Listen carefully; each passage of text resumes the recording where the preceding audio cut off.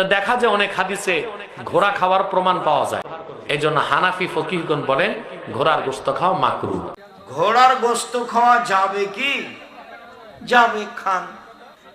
ঘোড়া হালাল প্রাণীর অন্তর্ভুক্ত। রুচি হলে খাওয়া যাবে, ঘোড়ার গোশত খাওয়া যাবে। ঘোড়ার গোশত খাওয়া আসলে হারাম না।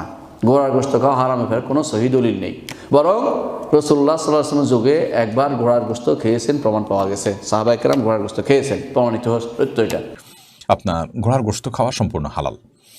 আর ইমাম আবু হানিফা রাহিমাহুল্লাহর মত অনুযায়ী ঘোড়ার গোশত খাওয়া মাকরুহ, মানে খেলে হারাম হবে, এটি কারোর মতেই কিন্তু নয়।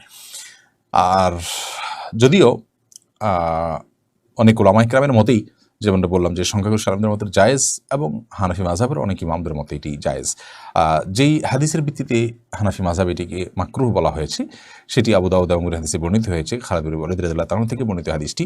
সেই হাদিসের সনদ সম্পর্কে অবশ্য অনেক উলামা ইকরাম আপত্তি তুলেছেন যে সেটি বিশুদ্ধতার মানদণ্ডে উত্তীর্ণ বা সেটার দাঈফ হওয়া নিয়ে আপনার অনেক উলামা ইকরাম কিন্তু কথা তুলেছেন। তো পুরো বক্তব্যগুলোকে সামনে রেখে আমরা খোলাসা বা সারাংশে যদি আসতে চাই, তাহলে বলতে পারি ঘোড়ার গোশত খাওয়া হারাম নয়, এবং সেই কারণে ঘোড়ার গোশত কেনা বেচা করাটাও হারাম নয়। এটাকে যদি আপনার কেউ খান এবং এটাকে বাণিজ্যিকভাবে যদি কেউ আপনার বিপণন করেন, তাহলে সেটি হারাম হবে না।